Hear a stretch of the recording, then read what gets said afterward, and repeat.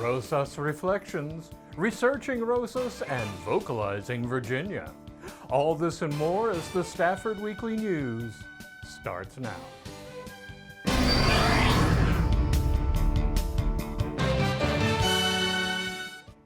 Welcome to the Friday, May 1st edition of the Stafford Weekly News. I'm Randall Williams. This week, we continue our series of interviews with top figures in our city administration. Today, we meet with City Council member Virginia Rosas and talk about her life in Stafford. Welcome back to the Stafford Scoop, where we get to know our elected officials a little bit better. Today we have Council member Virginia Rosas. Yes. Nice to see you. Nice to see you. Thank you for giving me this opportunity to let the people know what my little hidden secrets are. Well, let's start from the very beginning. Where did young Virginia Rosas, tell us about where you grew up, about your family, your parents, your siblings. The year I was born, my father had purchased land in Sugar Land right outside the prison system on 1464.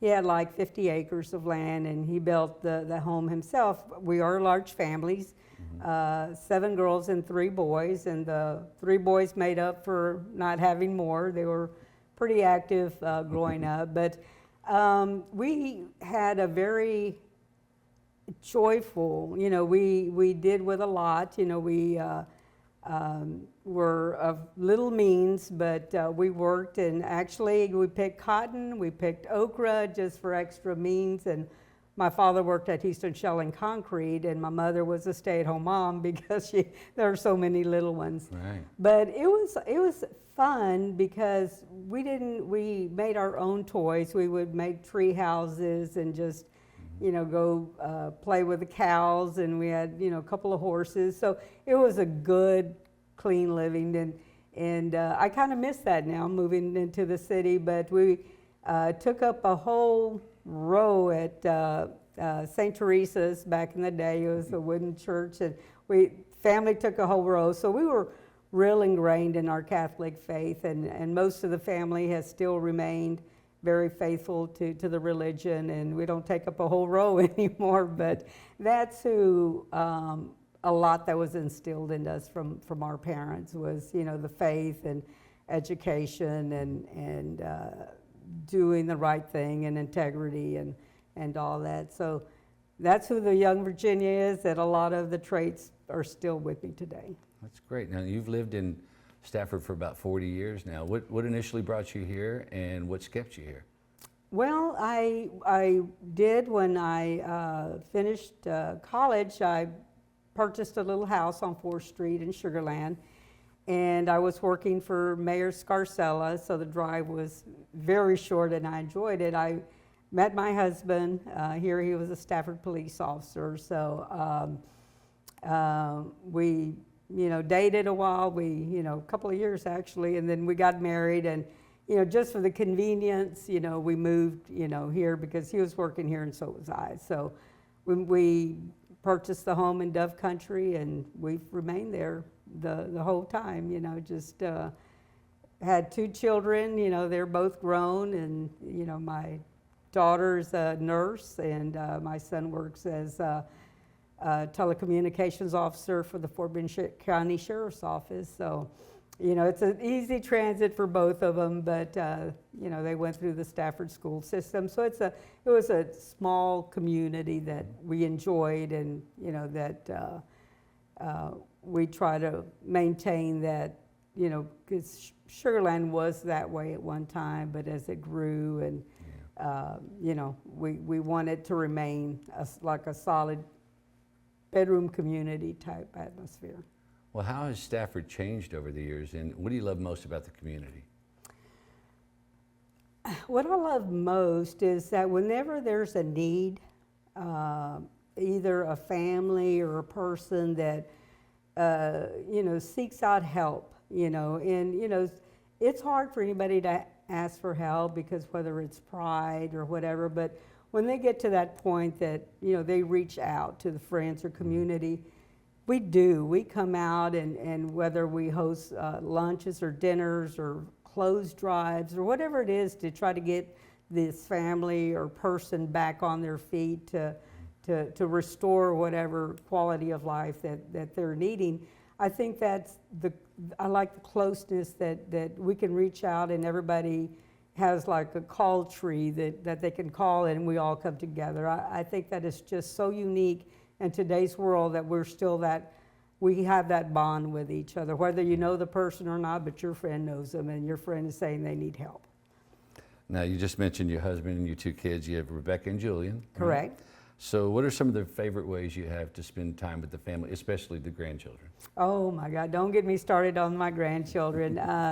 Tristan is going to be 6, May 4th, and his theme is May the 4th be with you. And so, and my granddaughter, she's 3, and she's just a little hurricane. She's just beautiful brown hair with curls, and I know my daughter's going to have her hands full, but I just enjoy when she needs to just babysitting, you know, because they're just incredible. When you see their innocence, you know, and you want the rest of the world to have that, but it's just seeing, you know, being able to relax now and enjoy that, because when you're a parent and you're working and, you know, you go, okay, you've got to do this and that, but you set that time aside and there's nothing like it, nothing at all.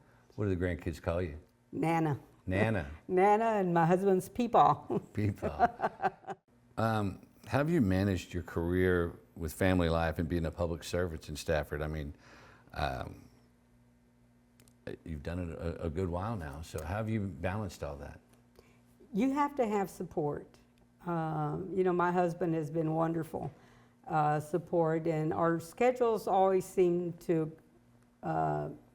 be perfect. Mm-hmm. You know, when I was working days, he was working nights, and then so it was when the babies were little, you know, he'd come in and he wouldn't go to sleep right away, so he took the night shift, and then so it worked out really great. But then it's just having family support and friends, you know, whenever, you know, there was something that mm-hmm. you needed.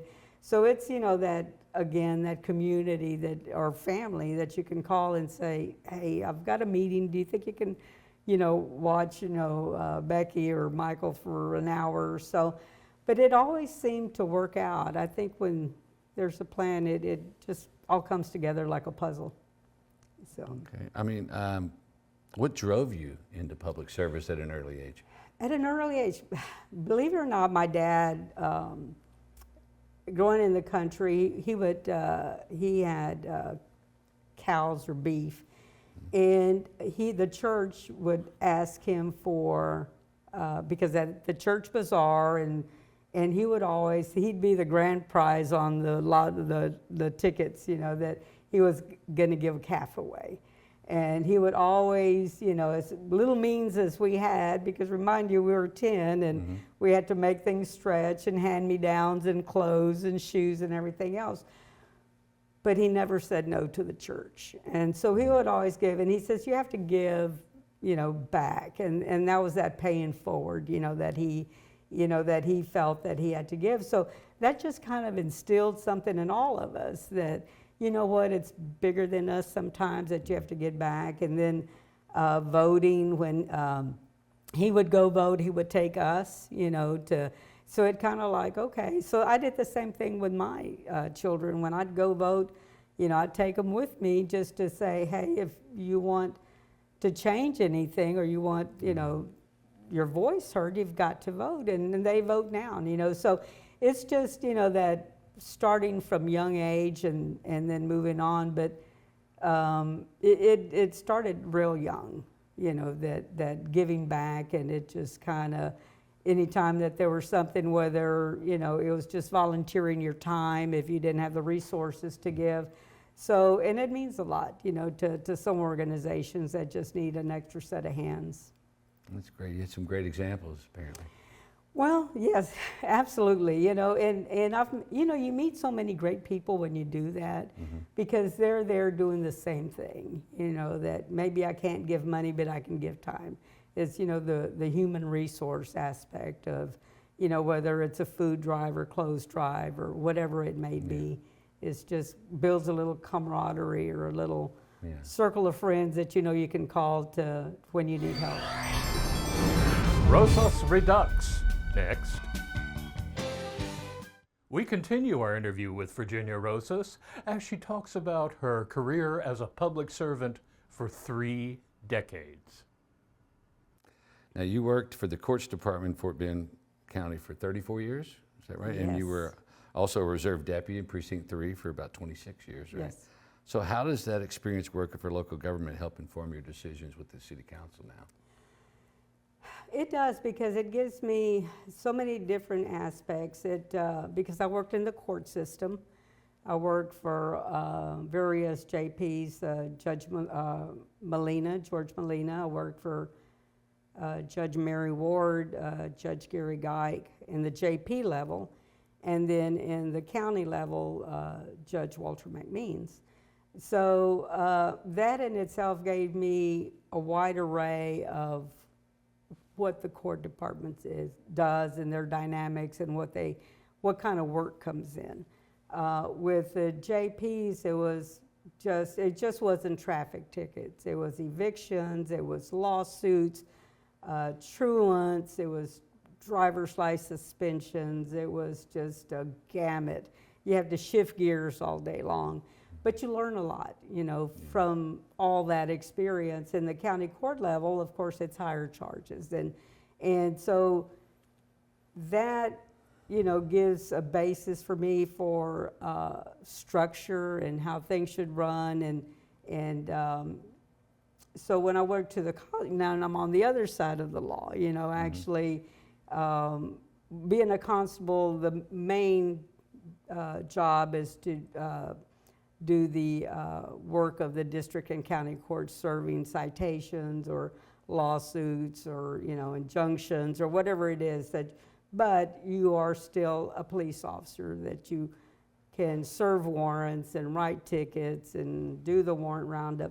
So it gave me that different view of what that's like, to do traffic stops. And so I'm always aware when the police officers come, I've been in their shoes and I know what it's like. You just have a second or two to make a quick decision, and it may be the right one and it may be the wrong one, but if you make that wrong decision in 2 seconds, you get crucified. Yeah. So it's a very thin line, that we expect so much of them, and then so I always support police officer or any law enforcement. Sure. And fire department and any works, public works are first responders too, and they're just incredible. So it gave me an overall view of most of the law enforcement aspect of, but in saying that, it always we had to read contracts with a judge and whatnot. So there's a lot of different, because we do a lot of reading here, so it's kind of like being able to read and skim and pick out the important parts. So it gave me a holistic view of many things. So, well, of all of your professional accomplishments, which are the ones that you're most proud of and why? Professional. Boy, that's difficult. I think I'm going to have to split that 50-50, because I did get my master certification in the Texas Justice Training Center, which is the highest you can get. And I also received my master certification with TCOL. So both of those I'm really proud, because it was not an easy task to do, and it called for a lot of studying and commitment. So I would have to split that one question into 2 answers. Sure.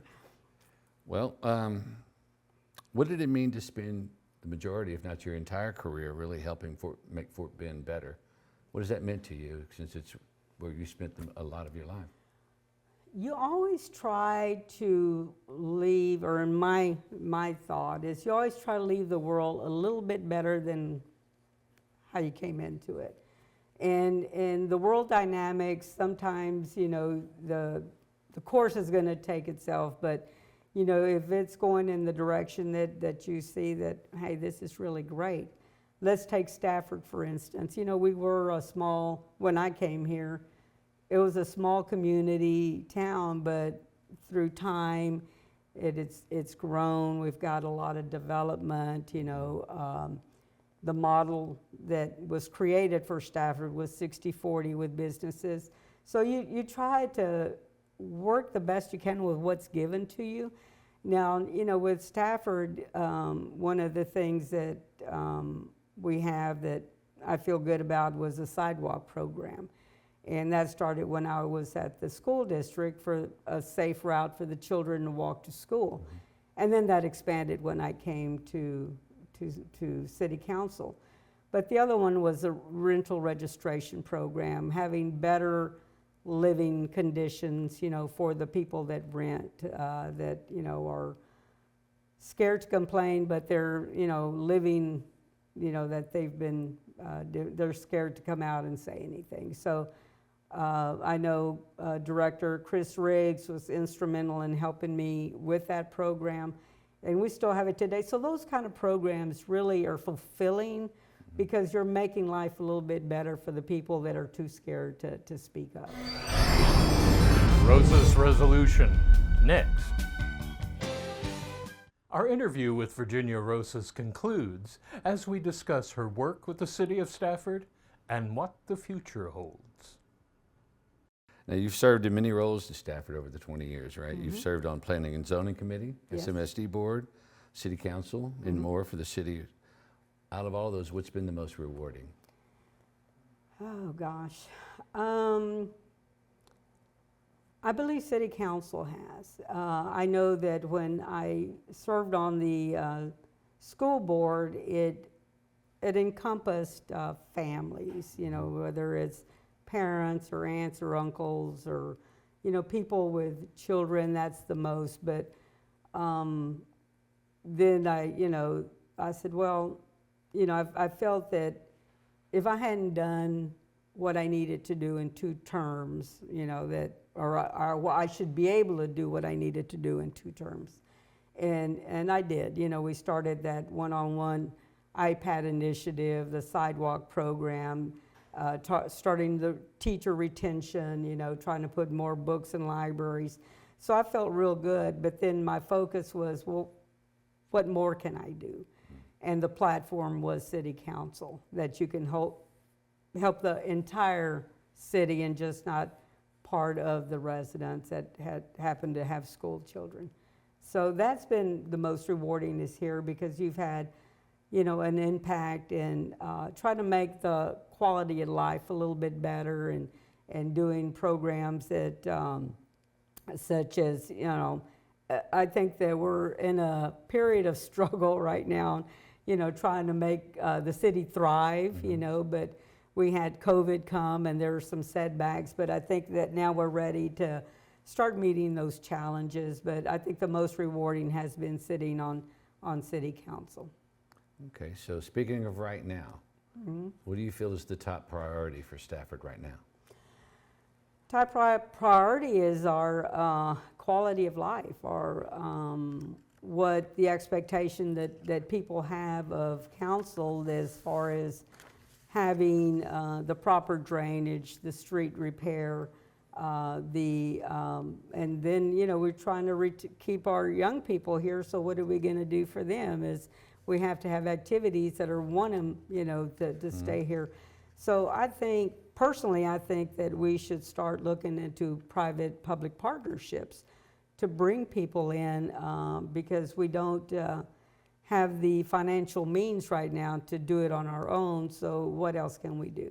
So we have to start looking at that avenue as what can we do to invite people that want to come and thrive, and we support them any way we can to continue to grow.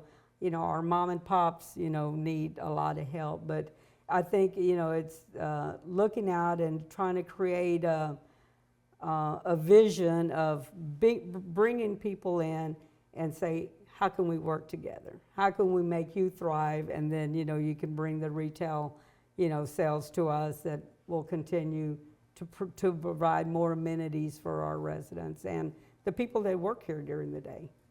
What do you believe sets Stafford apart from other cities in the Fort Bend County area?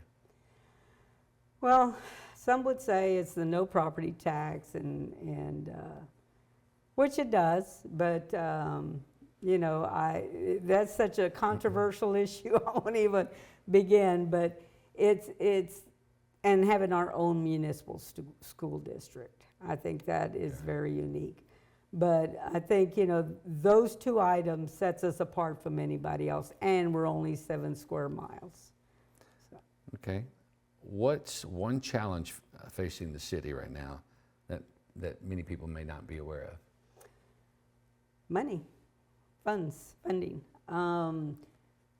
You know, we have different thoughts, trains of thoughts on there, and we're holding. You know, we're with the money we live and pay our bills with retail sales, and we need more businesses. That's why I'm reaching out to maybe public-private partnerships to increase that retail sales. But I think the city's financial situation could be better. We're holding right now, but we can't just hold. We need to improve because we need capital plans to develop or improve our streets and drainage and everything that the community's asking for.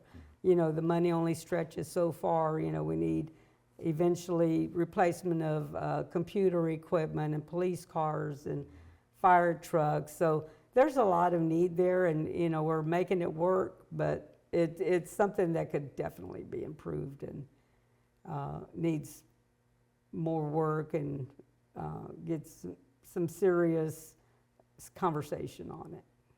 Tough conversations. It is, but I've never backed away from challenges. I kind of thrive on challenges because it makes you think. You know, it's kind of like, okay, now what are the consequences if we don't, and what are the consequences if we do? You know, so there's got to be a happy medium, but that only happens when you sit down and have conversations.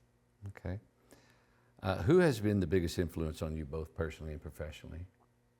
Leonard Scarcella was a huge influence on me. I was, you know, recent college graduate, but I learned so much from him. And the one thing is that he loved this city. He didn't care about the accolades. He didn't care about the trophies or the plaques. His main concentration was on the people. And he loved the people, and the people loved him back. And so I learned a lot about relationships with him because, you know, what he had with the community was relationships. It wasn't, I'm your mayor and, you know, vote for me. He actually knew a lot of the people and families. And so that created a dynamic that I don't think will ever be replaced in Stafford. So he had a huge influence on me. The other one was working for Judge Walter McMeans. He's passed away since, but he was very, you know, it was a yes or no answer. Did you get, you know, this done? And if you had an explanation, he didn't want to hear it. It's yes or no. And, you know, so you didn't want to tell him no. But he was, you know, sometimes it's, you know, say, oh, the law should be able to bend, but he was the letter of the law. You know, this is what the law says, and this is the way we're going to be. So he taught me a lot of you can have a certain, you know, you start making excuses when you can't, you know, perform, but it's kind of like, yeah, no, yes or no, you did or didn't do it, you know. So it was, you know, he worked hard, but he had the integrity. He wore the robe with a lot of integrity. And that taught me that, you know what, those kind of people still exist, and you wish, you know, they did. It's kind of changed over time. But he has such a big influence on me about doing the right thing and doing it right the first time if you can. And if not, it's okay, but, you know, you shoot for doing it right the first time, you know. But those two people had a huge influence on my life, so personally and professionally, yeah. Well, looking back over all your years of service, what impact do you hope you've made? I would hope that people would see that she really loved the city and she cared for the city. I'm an open book, and I've told people, ask me any question. You might not like the answer I give you, but I'm going to tell you the truth. So I'm hoping that they see that everything I've done, it's not for me. I couldn't care less if I had a title before my name or not. It's just doing what I feel is best for the community, and I hope that that's how they're going to remember is that, being the Leonard Scarcella, he just happened to have the mayor title ahead, but his whole life was Stafford, the city of Stafford. And I'm hoping that one day, no one will ever be able to, but they can say she really loved the city and everything she did and every vote she took was for the city, the residents, and the businesses. So. Okay. Well, one more question. Okay. When it's all said and done, what legacy do you hope to have left for the future generations of Stafford? My legacy is that if you work hard, and I'm hoping that not only Hispanics, but any culture, whether it's Asian or whatever, that women, and I'm going to get on that woman deal, is that we need more women representation because women have a different view sometimes differently. So I want, my hope would be that the legacy is that women can achieve just as much. And you just have to put your heart into it, you work hard, you do, the right thing and just, move along. And you have to have the perseverance sometimes to, meet you, because it's not a rosy road all the time. So you really want to have to be there. And so you have to pay your dues and work towards achieving whatever it is, whether it's, being a council member or the mayor or a commissioner or the county judge, whatever position it is that you want, is just work hard and be committed. You have to commit to it. Right. Well, Councilmember Rose. Thank you so Rosas, much. thank you so much for being here. I thoroughly enjoyed it. Thank you so Well, much. thank you for allowing me the time to let the people know who I am.